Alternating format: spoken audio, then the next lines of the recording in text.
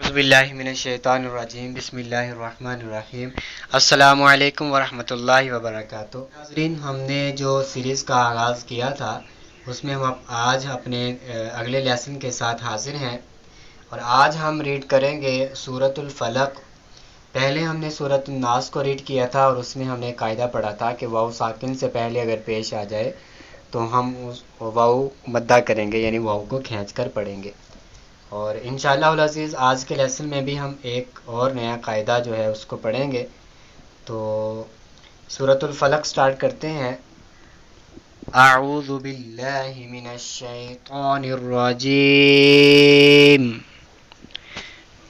بسم اللہ الرحمن الرحیم۔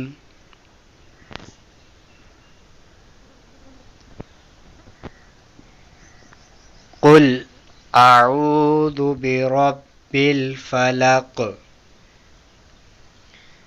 من شر ما خلق ومن شر غاسق اذا وقب۔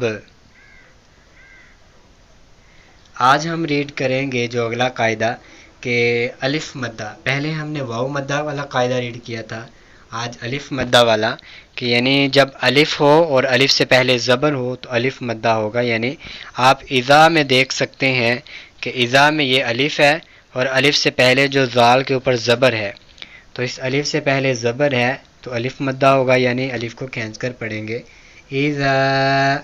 اب ہم کھینچ کر پڑھ رہے ہیں تو یہ الف مدہ ہو رہا ہے۔ اذا وقب ومن شر النفاثات في العقد ومن شر حاسد اذا حسد۔ صدق اللہ العظیم۔